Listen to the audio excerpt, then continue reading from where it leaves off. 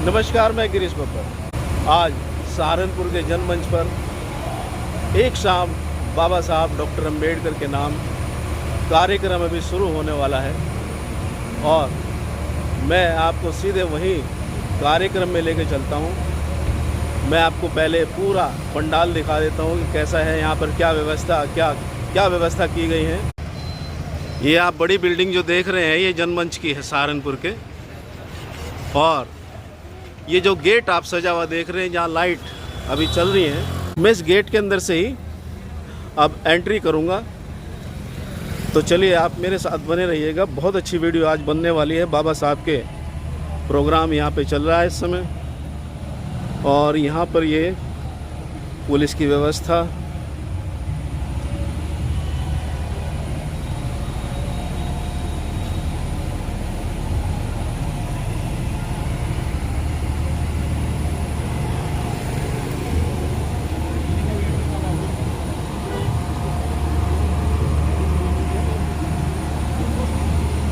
और ये जिस सभागार में कार्यक्रम इस समय चल रहा है, ये एक सामने आप उसका गेट देख रहे हैं और गेट के ऊपर एक बैनर भी लगा हुआ है। मैं इसको ही पढ़ के आपको बता देता हूँ। सांप्रदायिक सौहार्द के प्रतीक मेला गोगाल 2024 के सांस्कृतिक कार्यक्रमों की श्रृंखला में नगर निगम सहारनपुर द्वारा आयोजित एक शाम संविधान निर्माता के नाम, इस गेट के द्वारा ही मैं आपको अंदर लेके जा रहा हूँ। और यहाँ ये कार्यक्रम चल रहा है।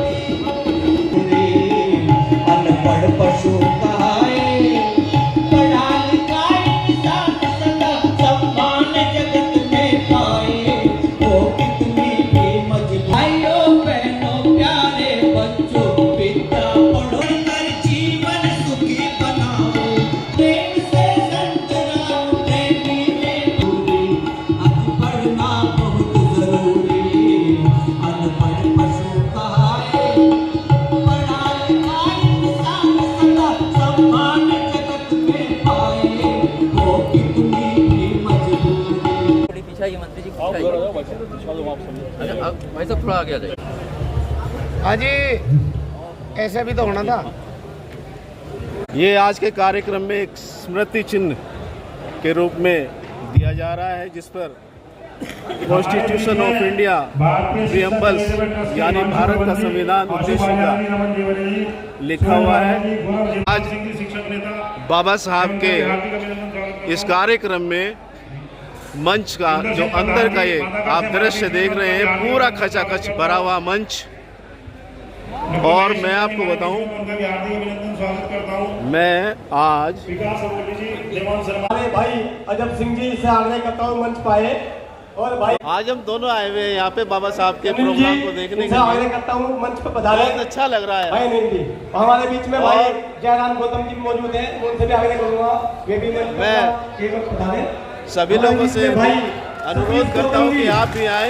हर वर्ष ये गोगाल के मेले के अंदर सांस्कृतिक कार्यक्रम होते हैं और उन सांस्कृतिक कार्यक्रमों में एक महत्वपूर्ण कार्यक्रम आज का है, एक शाम संविधान निर्माता के नाम। वो व्यक्तित्व जिसने शरीर को एक तरफ आत्मा देने का काम किया, जिन्होंने इस देश के अंदर, जब देश स्वतंत्र हुआ तो हमारे देश के अंदर आत्मा संविधान के रूप में दी। ऐसे बाबा साहब को बार बार बारंबार मूर्ति के आगे तो हम हार चढ़ाए ही चढ़ाए, दीपक भी जलाए, मोमबत्ती भी जलाए, लेकिन उसके बताए हुए प्रवचनों को, उसके बताए हुए रास्ते को कभी मत भूले, क्योंकि जो व्यक्ति उस रास्तों को पकड़ता है वही उनका सबसे बड़ा अनुयायी हो सकता है। भाई तालियों के साथ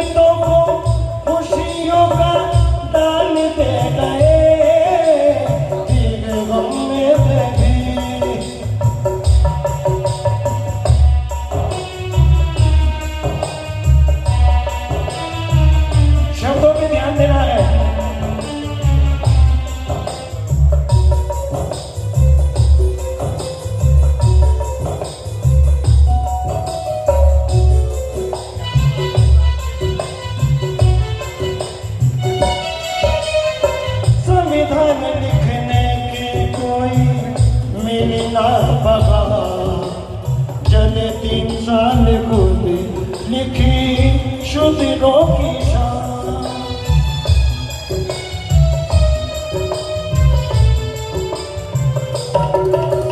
संविधान लिखने की कोई मिली ना बाबा, जने 3 साल खुद लिखी शुद्धों की शान। शुरुआत हो पढ़ाई ऐसा मांगते गए, भीग गम में थे भी पर दलितों को खुशियों का दान दे गए।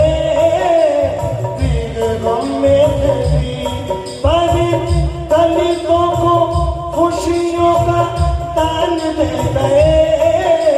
भीग गम में थे भी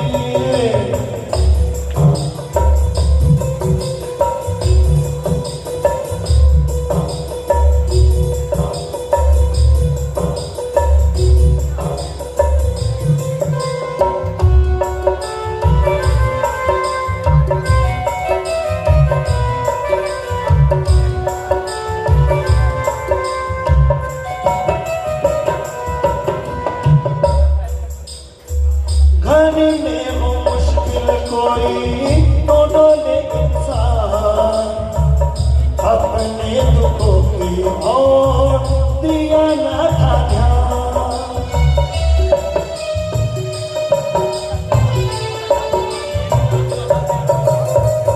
घर में हो मुश्किल कोई तो डोले इंसान, अपने दुखों की ओर दिया ना था ध्यान। पढ़ाई मिशन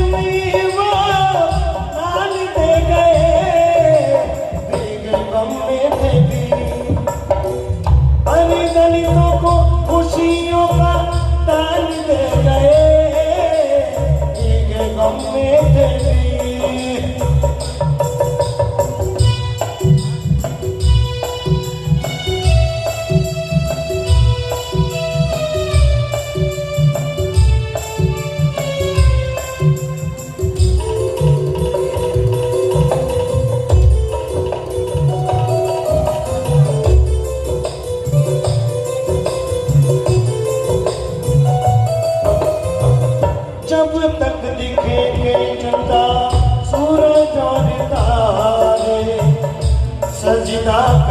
ये वंश दलितों के सारे।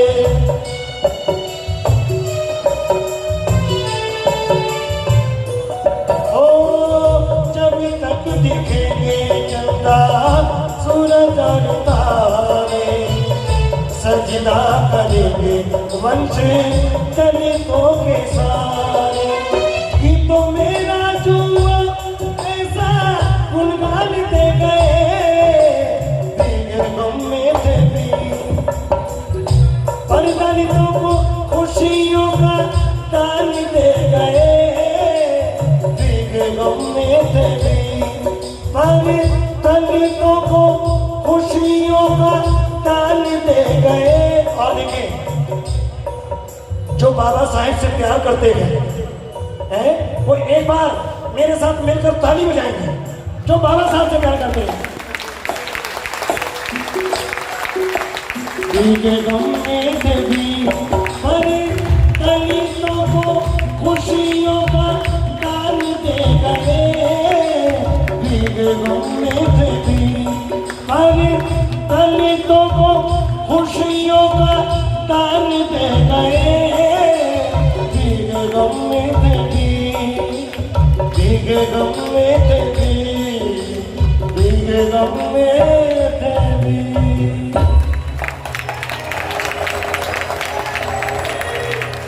मेरे साथ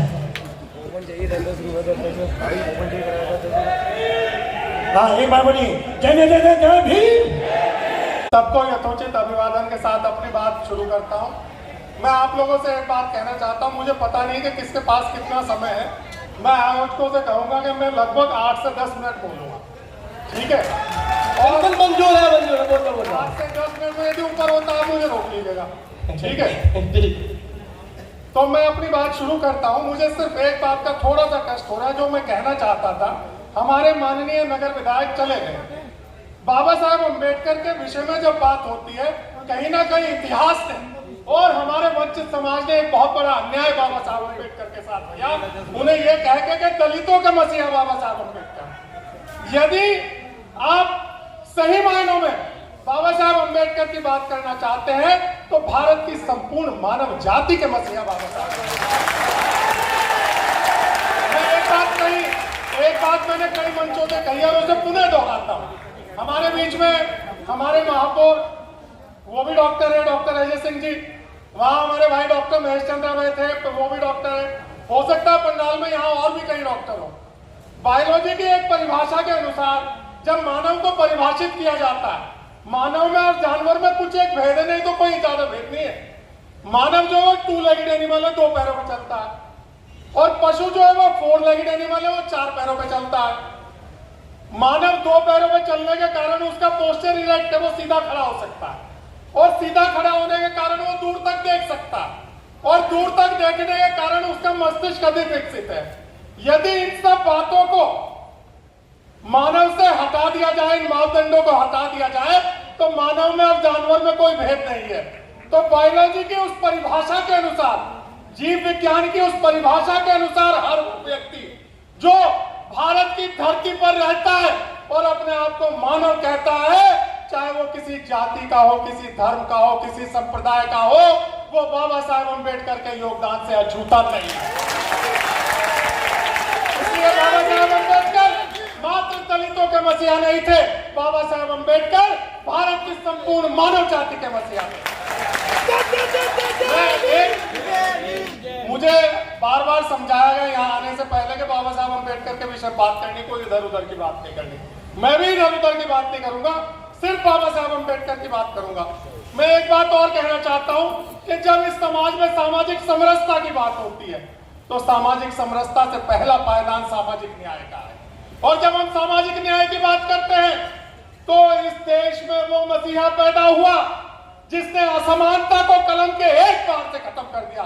यदि इस देश में असमानता रही होती, गैर बराबरी रही होती, उस गैर बराबरी को समेटने का प्रयास उस मसीहा के दर्शन से हुआ। एक आदमी एक वोट, आरक्षण की व्यवस्था, वंचित और पिछड़े को देश की मुख्य धारा में लाकर खड़ा कर दिया। यदि ऐसा ना होता तो इस देश के टुकड़े टुकड़े हो गए होते, इस देश में गृह युद्ध होता। बाबा साहब अम्बेडकर ने भाई पटेल को लौह पुरुष कहा, परंतु मैं कहना चाहता हूं कि यदि भारत का यह जन जन जुड़ा है, ये राजे रजवाड़े रियासतों में बटा हुआ आजादी से पहले का भारत यदि लौह पुरुष सरदार वल्लभ भाई पटेल ने जोड़ा है, तो उसे गोद देने का काम, उसे आपस में जोड़े रखने का काम, उसे चिपकाने का काम यदि किसी ने किया तो हमारे मसीहा बाबा साहब अम्बेडकर। Doctor Saheb Bhimrao Ambedkar, doctor Saheb Bhimrao Ambedkar. मैं एक बात और कहना चाहता हूं, ये मेरी पीड़ा है। मैं डॉक्टर साहब मेयर साहब आपसे विशेष करके कहना चाहता हूं, हमारे भाई हेमंत अरोड़ा जी हैं, उधर योगेश भैया जी हैं, इस देश में कुछ ऐतिहासिक गलतियां हुई। वो ऐतिहासिक गलतियां ये थी, एक तो मीडिया ने अपनी भूमिका सही नहीं निभाई। मीडिया कहीं ना कहीं बाबा साहब अम्बेडकर को भी अपना विचार मुख्य धारा में देने के लिए उन्हें मैगजीन चलानी पड़ी, उन्हें अपना खुद का अखबार निकालना पड़ा। यदि उस विचार को, उस दर्शन को मीडिया के माध्यम से आता, और दूसरी गलती हमारे सवर्ण साथियों की है जो बाबा साहब अम्बेडकर के दर्शन को जन जन तक नहीं पहुंचा पाए। जैसा मैं कह रहा था, बाबा साहब अम्बेडकर संपूर्ण मानव जाति के मसीहा। कहीं ना कहीं जिन अधिकारों से हम सब लाभान्वित हुए, मैं एक छोटा सा उदाहरण देना चाहता हूं। हम मंच सजाते हैं, ये तो सरकारी कार्यक्रम है, मिला गुगाल का कार्यक्रम है। हम मंच सजाते हैं दलितों के मोहल्ले में, दलितों के घरों में, दलितों की संस्थाओं में। अम्बेडकर जयंती, गुरु रविदास जी की जयंती मनती है, पर मेरे सवर्ण साथी के यहाँ से मुझे कभी एक निमंत्रण नहीं आया कि उनके यहाँ हमारी जयंती मन रही है। और आप सामाजिक समरसता की बात करते हैं, तो मैं एक बात कहना चाहता हूँ। इस शहर के बहुत प्रख्यात कवि हुए हैं राजेंद्र शर्मा राजन, उनका एक शेर है, वो कहना चाहता हूँ कि महफिल तो गैर की हो मगर बात हो हमारी, महफिल तो गैर की हो मगर बात हो हमारी, दुनिया बनाने वाले कुछ ऐसी जिंदगी दे दे, आंसू तो गैर के हो मगर आंख हो हमारी। जब हमारे आंसू आपकी आंखों से बहने लगेंगे तो निश्चित रूप से इस देश में सामाजिक समरसता आ जाएगी। आज मैं इस मंच के माध्यम से इस सवाल को आपके बीच में फेंकता हूं, देखते हैं किस सवर्ण साथी की ओर से अगला बुलावा आएगा, जब उनके मंच पर जाकर हम अपनी बात कहेंगे और हमारे सवर्ण साथी श्रोता बन के आगे बढ़ेंगे, तब वास्तविक सामाजिक समरसता आएगी। और मैं एक बात और कहना चाहता हूं, बहुत दिनों से आरक्षण पे एक बहस है। बाबा साहब अम्बेडकर ने इस देश को टूटने से बचा लिया आरक्षण की व्यवस्था देकर। हमारे भाई महिपाल वाल्मीकि जी बैठे भी, एक नया निर्णय आया आरक्षण में वर्गीकरण का। मैं एक बात कहना चाहता हूं, जो लोग ये कहते हैं कि कुछ एक समाज के लोग आगे बढ़ गए, तो आरक्षण कोई वजीफा नहीं है। आरक्षण सामाजिक सशक्तिकरण का एक हथियार है। आरक्षण कोई वजीफा नहीं है। आप इकोनॉमिकली वीकर सेक्शन के नाम पे आरक्षण की व्यवस्था कर देंगे। सबसे दुर्भाग्यपूर्ण बात यह है कि एक अकेला अम्बेडकर, जिसके दर्शन ने संविधान रच दिया, जिसके दर्शन ने आरक्षण की व्यवस्था दे दी, उस संवैधानिक व्यवस्था में चुन के सैकड़ों जनप्रतिनिधि आए, सवर्ण भी आए, दलित भी आए, वंचित भी आए, पिछड़े भी आए, और सबके रहते आरक्षण लूट रहा है। सबके रहते आरक्षण लूट रहा है। क्या है इकोनॉमिकली वीकर सेक्शन का आरक्षण? इकोनॉमिकली वीकर सेक्शन का आरक्षण कहां से आर्थिक आधार आ गया? भाई आर्थिक आधार नहीं है। जिन लोगों के साथ सामाजिक विषमताओं के आधार पर, जो शैक्षिक रूप से, सामाजिक रूप से पिछड़े हैं, आरक्षण उनके लिए ये कोई वजीफा नहीं है, ये सामाजिक सशक्तिकरण का एक हथियार है। मैं बातें अन्य भी बहुत सारी कहना चाहता था, पर मुझे लगता है कि मेरा समय लगभग खत्म होने वाला है।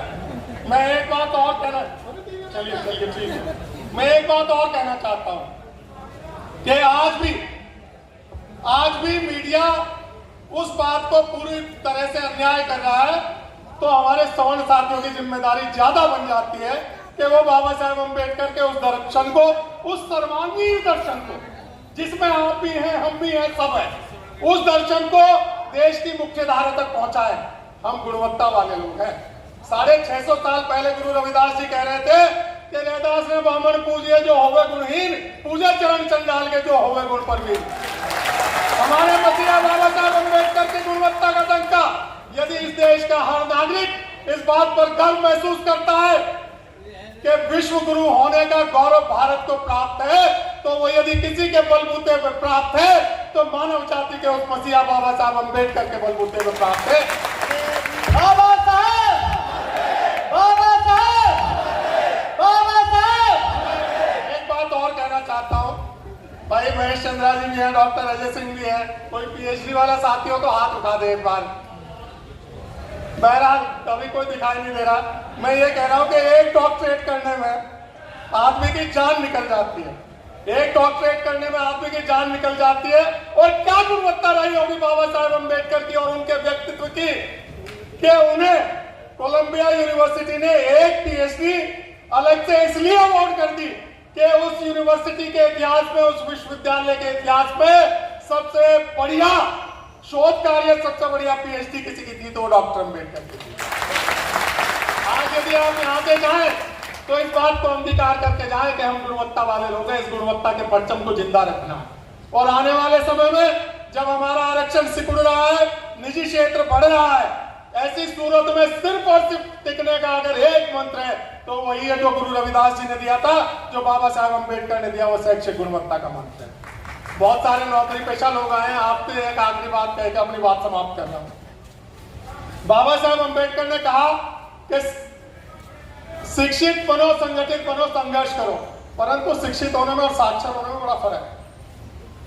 सही कह रहे हैं। शिक्षित होना, यदि आप में अपने समाज के प्रति संवेदना है, हमारा चाहे वो दलित हो, पिछड़ा हो, सवर्ण हो, यदि उसमें समाज के प्रति संवेदना है तो वो शिक्षित है, नहीं तो आप मात्र साक्षर हैं, आपकी डिग्रियां कागज के टुकड़े हैं, इससे ज्यादा कुछ नहीं। मैं अपनी बात को समाप्त करूंगा एक बात कहकर कि यदि किसी को यह लगता हो कि ये बाबा साहब अम्बेडकर के दर्शन से अछूते हैं या खाली जयंती में या कार्यक्रमों में नाम लेकर काम चल जाएगा, तो निश्चित रूप से काम नहीं चलेगा। इस भारत को एकीकृत रखना है, इस भारत को संगठित रखना है, तो सिर्फ और सिर्फ एक ही मंत्र है और वो बाबा साहेब अम्बेडकर का दर्शन। साम्यवाद आया गया, समाजवाद आया गया, पूंजीवाद आया अपने पतन की ओर है। यदि इस देश में कुछ टिकेगा तो सिर्फ और सिर्फ अम्बेडकरवाद टिकेगा। इसलिए यदि आपको इस समाज को जिंदा रखना है तो अम्बेडकरवाद को जीवित रखना होगा। और कोई यदि इस गलतफहमी में है कि अम्बेडकरवाद से अछूता रह जाएगा, उसके बगैर गुजारा चल जाएगा, तो उनके लिए दो पंक्तियां कह के अपनी बात समाप्त करूंगा कि मेरे घर में आग लगी है, फूस का छप्पर आपका है। मेरे घर में आग लगी है, फूस का छप्पर आपका है, बहुत ही तेज हवा चलिए, आगे मुकद्दर आपका है। जय भीम, जय भारत। बहुत बढ़िया साथियों, एक बात में अब मेरा वक्तव्य खत्म हो गया, बस एक मिनट ले रहा हूं। हमारे भाई राजू पार्षद जी ने, मैं कक्षा 4 में पढ़ता था, हमारे पिताजी ने एक कार्यक्रम यहाँ कराया था, डॉक्टर दारा सिंह जी थे, वीडियो साहब वो भी जीवित थे। या तो मैंने उस समय में ये जनमंच भरा देखा, किसी कार्यक्रम में आया, या आज ये भरा देखा है, तो राजू भाई के लिए बात और मैं, हमारे कुछ साथी पीछे खड़े हैं, एक पगड़ी जो है भाई जयंत जी आप आए और भाई सुलेख जी के एक पगड़ी मेयर साहब सब जो है राजू को पहना है। मैं अपनी बात समाप्त करता हूं। जय भीम, जय भारत।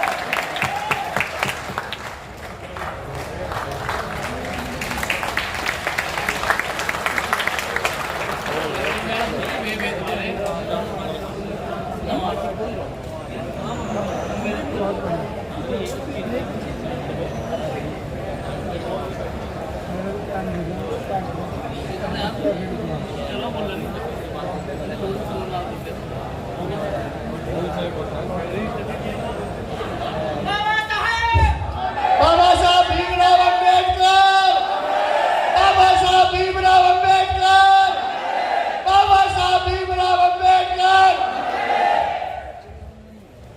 इससे पहले कि कार्यक्रम को आगे बढ़ाया जाए और हमारे वक्ता, अगले वक्ता आपके सामने कुछ अपने विचार व्यक्त करें, मैं मंच के माध्यम से अपने कैबिनेट मंत्री अनिल जी से और हमारे विधायक देवेंद्र नीम से एक आग्रह विनती करना चाहता हूं कि 14 अप्रैल का वो दिन जो इतिहास के पन्नों में दर्ज है, जिसे हम 14 अप्रैल बाबा साहब भीमराव अम्बेडकर जी की जयंती के रूप में मनाते हैं, वो तो मैं समाज के बीच में आया हूं, समाज से थोड़ी कड़वी बात भी कहूंगा कि लगातार हम बाबा साहब को पूछते हैं, उनके संविधान को लगातार जहां जहां हमें बोलने का मौका मिलता है बात करते हैं, क्या हम उनके पदचिन्हों पर चलने का काम करते हैं। मैं विधायक हूं, हमारे मंत्री कैबिनेट मंत्री हैं, हमें विधानसभा में जब जब बोलने का मौका मिलता है तो हम कहां पर क्या बात रखते हैं, हमारे जितने भी यहाँ पर सरकारी अफसर हैं, कर्मचारी हैं, क्या वो अपनी ड्यूटी करते हैं? आज हम सब लोग आरक्षण की वजह से यहाँ पर खड़े हैं और हमने आरक्षण का लाभ लेकर आगे बढ़ने का काम किया। लेकिन हमने क्या समाज को देखा? क्या जो समाज हमारा पीछे रह गया था, क्या हमारी जिम्मेदारी बनती है कि हम उनको भी साथ लेकर चलें? हम दूसरों को कटाक्ष करने का काम करते हैं कि इन्होंने ये किया, उन्होंने वो किया। क्या हमने क्या किया? हमने समाज के लोगों ने बाबा साहब ने हमारे लिए अपना पूरा जीवन कुर्बान कर दिया। और बाबा साहब एक समाज के नहीं थे, बाबा साहब ने महिलाओं के लिए, पिछड़ों के लिए, अगड़ों के लिए, सबके लिए काम किया। और उस आदमी की, उस भगवान की आप कल्पना कीजिए कि उन्होंने जब संविधान की रचना करी तो संविधान की रचना करते हुए उन्होंने कभी भी अपनी पीड़ा उसमें व्यक्त करने नहीं दी। कभी भी उन्होंने ये नहीं कहा कि मेरे साथ ये व्यवहार हुआ था और उस समाज ने ये व्यवहार किया था। उन्होंने सर समाज को लेकर संविधान की रचना की। और जब तो आज बाबा साहब के संविधान को लेकर दुनिया के लोग शोध करने के लिए भारत में आते हैं। मुझे गर्व है कि मैं जब आज इंग्लैंड गया था, अभी मेरा छोटा भाई रहता है, मैं यहाँ पर सरकार की किसी की तुलना नहीं करने के लिए खड़ा हूँ, लेकिन मैं समाज को सच्चाई दिखाने के लिए यहाँ पर खड़ा हूँ। बहुत लोग हमारी सरकार पे आरोप लगाते हैं, लेकिन मुझे बहुत बड़ा गर्व हुआ और मुझे बड़ी अपने समाज में रहकर एक बहुत बड़ा गौरव महसूस हुआ जब मैं इंग्लैंड गया, जहां पर बाबा साहब ने पढ़ाई ली, जहां पर कितनी सारी डिग्रियां हासिल करी। कभी पहले की सरकारों ने कभी उसके बारे में सोचा था क्या? कभी किसी ने लंदन में, जहां बाबा साहब ने रहकर हमारा सब पूरे भारत का सम्मान बढ़ाया, हमारे समाज का गौरव बढ़ाया, क्या हमने उस जगह को देखा क्या? मुझे गर्व हुआ जब मैं उस जगह पर गया और मैंने वहां पर बाबा साहब का एक स्मारक हमारी सरकार के द्वारा बनाया गया।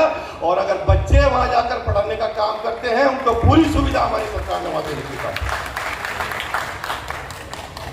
क्या हम लोगों ने, बाबा साहब के लिए लोगों ने राजनीति करी? मैं किसी दल का नाम यहाँ पर नहीं ले रहा हूँ, लेकिन मैं अपनी बात यहाँ पर रखने के लिए आया हूँ। हमारे पर आरोप लगते हैं कि हम आरक्षण खत्म कर देंगे, हम संविधान को खत्म कर देंगे। मैं आज समाज को बताने के लिए आया हूं, ये वो प्रधानमंत्री था जिसने लाल किले की प्राचीर से खड़े होकर कहा था, अगर मैं इस देश का प्रधानमंत्री बन पाया तो सिर्फ और सिर्फ बाबा साहब भीमराव अम्बेडकर। तो जो सरकारें रही, क्या उन्होंने बाबा साहब को सम्मान देने का काम किया? और हम लोग लगातार कटाक्ष करने का काम करते हैं। हम लोग उन लोगों को सम्मान भी देने का काम करें, चाहे वो स्वर्ण के लोग हो, चाहे वो पिछड़े हो, चाहे वो दलित हो। हम लोग आरोप लगाने का काम करते हैं कि क्या मैं पूछना चाहता हूं यहां पर कि पहले की जो सरकारें रही, हमारे बाबा साहब को किसी ने भारत रत्न देने का काम किया क्या? इस पर बहुत बहस हो सकती है, इस पर बहुत बात हो सकती है। आरोप लगाने, कटघरे में खड़ा करना बहुत आसान है, लेकिन मैं यहां डंकी की चोट पर कहता हूं, जिस संविधान के लेकर हम लोग बात करते हैं, जिस संविधान को लेकर हम लोग जगह जगह पर चर्चा करते हैं, उस संविधान को इसी भारत के प्रधानमंत्री ने लोकसभा में और राज्यसभा में बहस करवाने का काम किया और दुनिया को बताने का काम किया कि बाबा साहब के बनाए हुए संविधान से भारत का देश कैसा चलता है। बहुत बातें हम लोग सुनते हैं, हमारे पे आरोप लगाए जाते हैं, और मैं आपसे कहना चाहता हूं, जिस दिन आरक्षण से कोई छेड़छाड़ करेगा, जिस दिन बाबा साहब के संविधान से कोई छेड़छाड़ करेगी, तो मैं पहला व्यक्ति होऊंगा जो इस पथ को ठुकरा के आपके बीच में संघर्ष करने का काम करेगा। आरोप लगाना बहुत आसान है। क्या हम लोगों ने पंचतीर्थ देखे? क्या हम लोग जानते हैं पंचतीर्थ के बारे में? पंचतीर्थ क्या है? बाबा साहब को हम बहुत सम्मान देते हैं, बाबा साहब के लिए लगातार कार्यक्रम करते हैं। हम लोगों ने अभी यहाँ पर दीप प्रज्वलन किया। क्या हम लोग जानते हैं कि पंचतीर्थ क्या है? हम सुनना ही नहीं चाहते। वो पंचतीर्थ वो है जहां बाबा साहब का जन्म हुआ, जहां उनका शरीर पूरा हुआ, जहां मुंबई में रहकर उन्होंने वकालत की पढ़ाई करी, दिल्ली में आकर जब उन्होंने संविधान की रचना करी, और लंदन में जहां पर उन्होंने डिग्री हासिल करी। उस सारी जगह को खरीद कर अगर मैं कोई बात झूठी कर रहा हूं तो आप कल ही दिल्ली जाकर जो हमारा ल्यूटेंस जोन है, जहां पर बड़े बड़े कैबिनेट मंत्री रहते हैं, प्रधानमंत्री रहते हैं, उस जगह पर खरीद कर, जहां बाबा साहब ने संविधान की रचना करी थी, उस जमीन को खरीद कर बाबा साहब का भव्य स्मारक बनाकर हमारी सरकार के द्वारा खड़ा कर दिया। ये पंचतीर्थ हमारी सरकार ने ऑनलाइन के माध्यम से, आज सब लोग पढ़े लिखे हैं, अगर मैं कोई बात गलत कह रहा हूं तो आप मुझे बताएं। तो यहाँ पर हम सबको ये सोचना है कि हमें सबका साथ, सबका विकास और सबका विश्वास करना है। हमारे स्वर्ण भाई भी बैठे हैं, मैं रिजर्व सीट से आता हूं। क्या इन लोगों ने हमें वोट नहीं दिया? क्या हम सबके साथ, सबके बीच में बैठ के खाना नहीं खाते? ये बहस इसकी नहीं करनी चाहिए कि स्वर्ण और दलित, हमने क्या किया समाज के लिए, पहले उसकी चिंता हमें करनी चाहिए। आज बहुत सारे IAS IPS बनकर लखनऊ में बैठे हैं, वो कितनी चिंता करते हैं समाज की, वो कितनी चिंता करते हैं दूसरे अपने जो पिछड़ के हमारे भाई हैं उनकी। आज हमारे प्राथमिक विद्यालय खाली पड़े हैं। हम शिक्षा की बात करते हैं ना, आज हम शिक्षा पर बड़ा ज्ञान दे रहे थे यहाँ पर कि शिक्षा पर सब लोग पढ़े। आज हमारे प्राथमिक विद्यालय खाली पड़े हैं। क्यों पड़े हैं? हमारे बच्चे पढ़ने नहीं जा रहे, हमारे बच्चे दूसरी तरफ ध्यान दे रहे हैं। क्या सभी लोग जो आज यहाँ पर मंच पर बैठे हैं ये लोग प्राथमिक विद्यालय में नहीं पढ़े? तो हम सबको ये चिंता करने की विषय है कि हम लोग दूसरों पे आरोप न लगाएं, खुद पर अपने मन में विचार करें, समाज को आगे बढ़ाने का काम करें और बाबा साहब को सच्ची श्रद्धांजलि, सच्चा जो आज ये कार्यक्रम है तभी सच्चा करें। मेरा ये कहना है कि आज मैं भाषण देने यहाँ नहीं खड़ा था, लेकिन मुझे कुछ कहना था तो मैंने अपनी बात रखी। मैं अपना सारा समय आज के जो मुख्य वक्ता है उनको देते हुए और अपने हमारे जो यहाँ के आज जो हमारे मुख्य अतिथि हैं कैबिनेट मंत्री जी उनको देते हुए और आदरणीय मेयर साहब को देते हुए बहुत बहुत धन्यवाद। जय भीम, जय भारत। धन्यवाद विधायक जी। इससे पहले कि हमारे मुख्य अतिथि अपनी बात रखें, हमारे बीच में डॉक्टर महेश चंदा जी, मैं उनसे आग्रह करता हूँ मंच पर आए। डॉक्टर महेश चंदा जी और सुलेख जी से आग्रह करता हूँ वे इन्हें स्मृति चिन्ह देकर सम्मानित करेंगे और फिर डॉक्टर महेश चंदा जी अपना वक्तव्य हम सबको देंगे। डॉक्टर महेश चंदा जी हमारे बीच में हमारे सम्मानित पार्षद भाई दिग्विजय सिंह जी पहुंचे हैं, मैं उनका भी हार्दिक अभिनंदन स्वागत करता हूं। पूर्व पार्षद और महानगर महामंत्री बड़े भाई किशोर शर्मा जी हमारे बीच में पहुंचे हैं, मैं उनका भी हार्दिक अभिनंदन स्वागत करता हूं। भाई वीरेंद्र राजन जी पीछे बैठे थे, मुझे दिखाई दे क्षमा चाहते हैं, मैं उनका भी हार्दिक अभिनंदन स्वागत करता हूँ। आप चलते हैं बस। मार दो आदमी।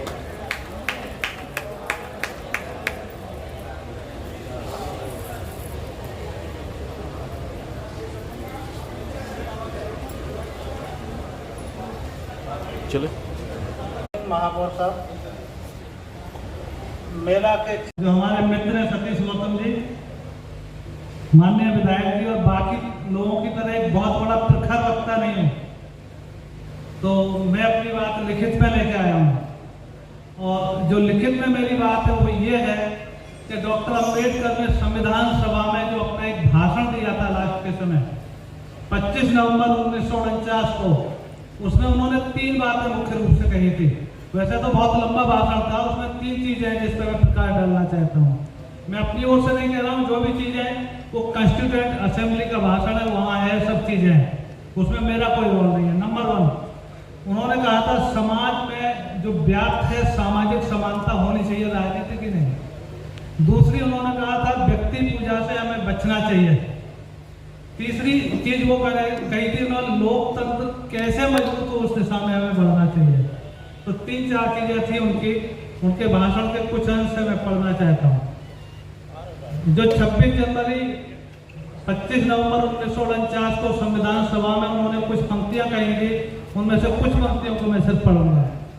पहली पंक्ति थी 26 जनवरी 1950 को भारत एक स्वतंत्र देश होगा, उसकी आज़ादी क्या होगी, क्या वह अपनी आज़ादी बरकरार रख पाएगा या फिर से खो देगा। यह पहला विचार है जो मेरे दिमाग में आता है। ऐसा नहीं है कि भारत कभी स्वतंत्र देश नहीं था, मुद्दा यह है कि उसने एक बार अपनी आज़ादी खो दी थी, क्या वह दूसरी बार भी आज़ादी खो देगा? यह विचार ही मुझे भविष्य के लिए सबसे ज़्यादा चिंतित करता है। उनका आगे वक्तव्य था, जो बात मुझे सबसे ज़्यादा परेशान करती है वह यह है कि भारत ने न केवल एक बार अपनी स्वतंत्रता खोई है, बल्कि वह भी अपने ही कुछ लोगों की बेवफाई और विश्वासघात के कारण। एग्जाम्पल दिया उन्होंने, सिंध पर मोहम्मद बिन कासिम के आक्रमण के समय राजा याहर के सैन्य कमांडरों ने मोहम्मद बिन कासिम के एजेंटों से रिश्वत ले ली और अपनी राजा की तरफ से लड़ने से इनकार कर दिया। दूसरा उन्होंने उदाहरण दिया है, यह जयचंद की था जिसने मोहम्मद गौरी को भारत पर आक्रमण करने और पृथ्वीराज के खिलाफ लड़ने के लिए आमंत्रित किया था और उसे खुद और सोलंकी राजाओं की मदद का वायदा किया था। तीसरा उदाहरण दिया उन्होंने, जब शिवाजी हिंदुओं की मुक्ति के लिए लड़ रहे थे तब अन्य मराठा सरदार और राजपूत राजा मुगल सम्राटों की तरफ से लड़ाई लड़ रहे थे।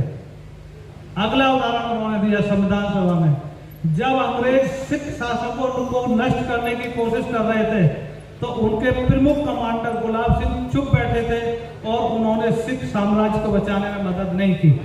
तो हमें इन सब चीजों को देखना है। अगला उदाहरण देते हैं, 1857 में जब भारत के एक बड़े हिस्से ने अंग्रेजों के खिलाफ स्वतंत्रता की लड़ाई की घोषणा की, तब सिख मूक दर्शक बनकर खड़े रहे और इस घटना को देखते रहे। तो उनका कहना था, क्या इतिहास अपने आप को दोहराएगा? तो इन सब चीजों से हमें सबक लेना चाहिए।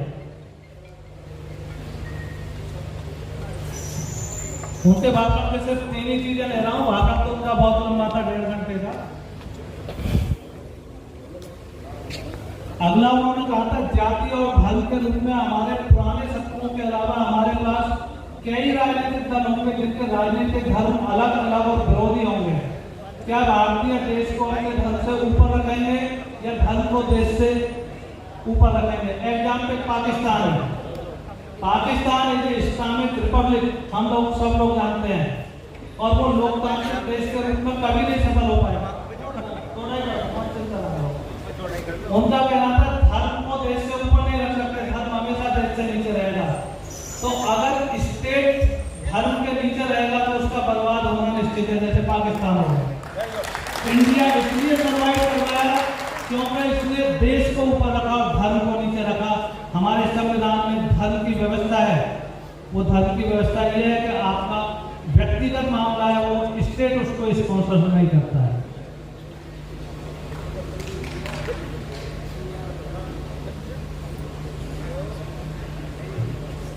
उन्होंने 3 चेतावनियां दी उस समय, उन तीनों चेतावनियों को मैं समाप्त करके अपना भाषण खत्म करूंगा। यदि हम लोकतंत्र को केवल दिखावे में ही नहीं बल्कि वास्तव में भी बनाए रखना चाहते हैं तो हमें क्या करना होगा? मेरे विचार से सबसे पहली बात जो हमें करनी चाहिए वो अपने सामाजिक और आर्थिक उद्देश्यों को प्राप्त करने के लिए संवैधानिक तरीकों को अपनाना है। संविधान में व्यवस्था है संवैधानिक तरीकों को। उन्होंने कहा कि हमें सविनय अवज्ञा आंदोलन, असहयोग और सत्याग्रह के तरीकों को त्यागना होगा। हमारे पास दूसरी प्रणालियां उनको अपनाना होगा। ऐसा संवैधानिक तरीके से कुछ नहीं करना है। दूसरी बात उन्होंने ये कही, लोकतंत्र को बनाए रखने में रुचि रखने वाले सभी लोगों को दी गई चेतावनी का पालन करना है। वो चेतावनी ये थी कि देश को जीवन भर सेवाएं देने वाले महान पुरुषों के लिए प्रति कृतज्ञ होने में कुछ भी गलत नहीं है, लेकिन कृतज्ञता की भी एक सीमाएं होती हैं। कृतज्ञता की क्या सीमा है? कोई भी व्यक्ति अपने सम्मान की कीमत पर कृतज्ञ नहीं हो सकता है, कोई भी महिला अपने सतीत्व की कीमत पर कृतज्ञ नहीं हो सकती है। तो उन्होंने ये कहा कि स्वतंत्रता को किसी महान व्यक्ति के चरणों में ना रखें, उसे ऐसी शक्तियां ना सौंपें जिससे वो संस्थाओं को नष्ट करने लगे। हमें किसी भी व्यक्ति को ऐसी व्यक्ति पूजा नहीं करती, वो व्यक्ति पूजा के खिलाफ थे, स्पेशली राजनीति में व्यक्ति पूजा के खिलाफ थे कि किसी व्यक्ति को इतना ना बढ़ा दो कि उसकी पूजा आप करने लगे और वो तानाशाही की ओर चला जाए।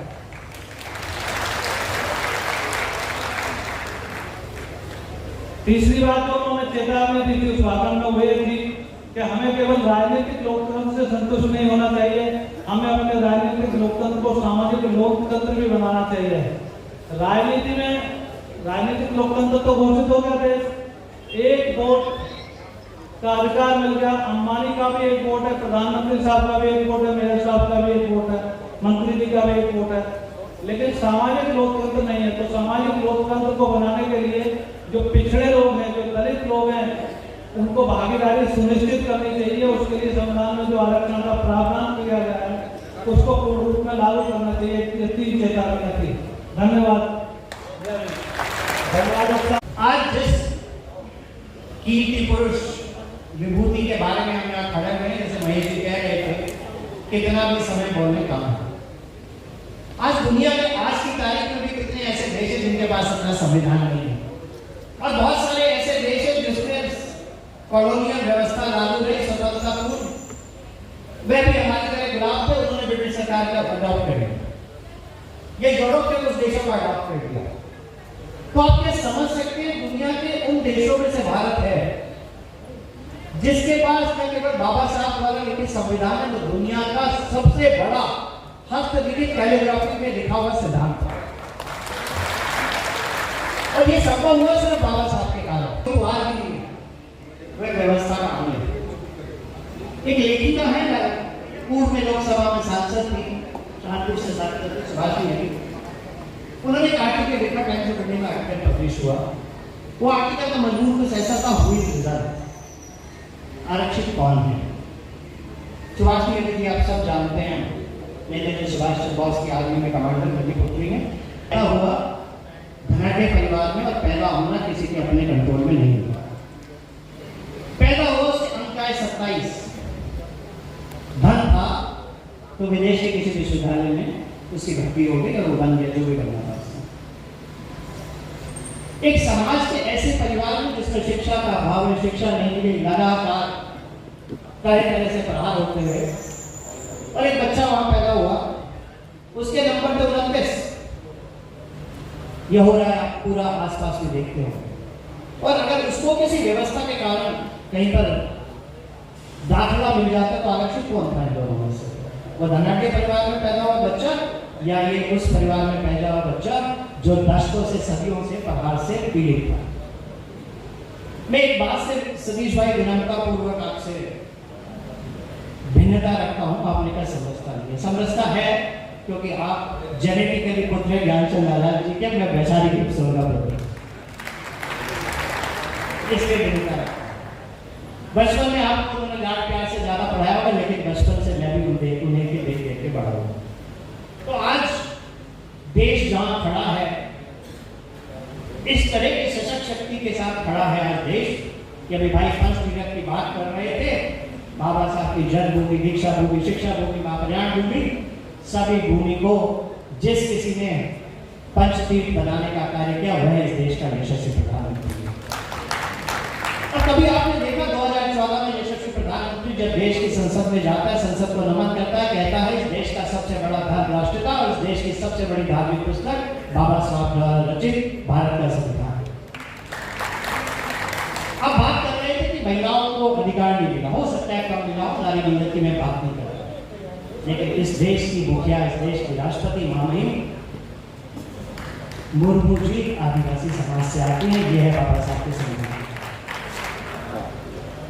तो बहुत बातें नहीं करना चाहता, क्योंकि जितनी बातें करेंगे करते चले जाएंगे, क्योंकि वो तो इतना गूढ़ विषय अनेकों शोध हुए उस पर।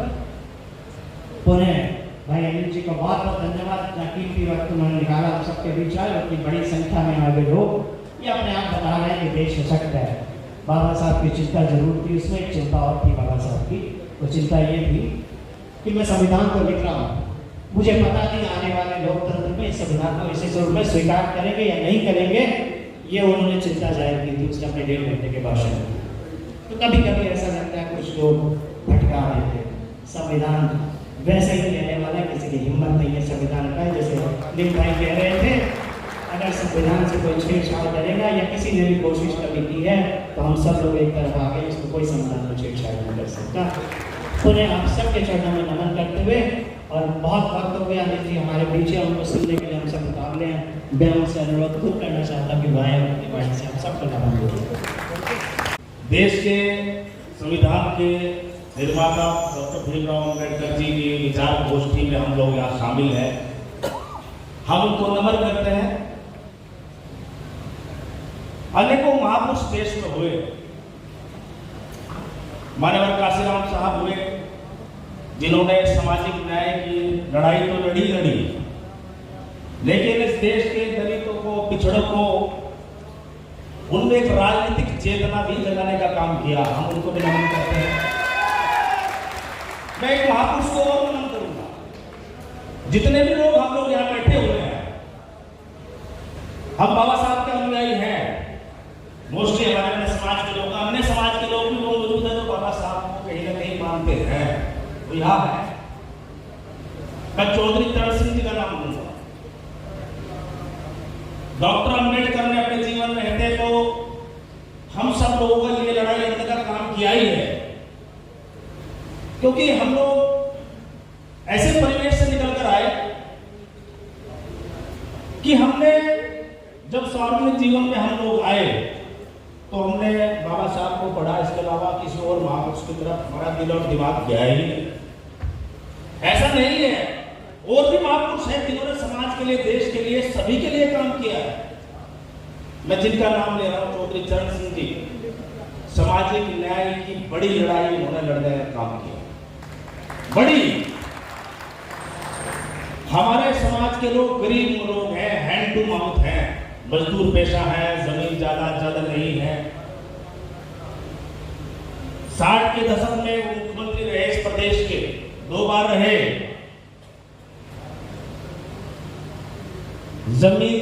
जमींदारी का जो खात्मा करने का काम इस प्रदेश में किया था वो चौधरी चरण सिंह ने किया। सन 75 में कांग्रेस की सरकार हुआ करती थी। हमारे लोगों को, बहुत लोगों को पट्टे हुए, बहुत लोगों को जमीन के पट्टे भी दिए गए। 75 के पट्टों की जानकारी और हमारे सामने उनके मसले आज भी आते हैं, हमारे पास आते हैं कि जी मुझे 75 में पट्टा हुआ था। वो जमीनी उन्मूलन का कार्यक्रम चौधरी चरण सिंह जी ने लागू किया था। उसके बाद सरकार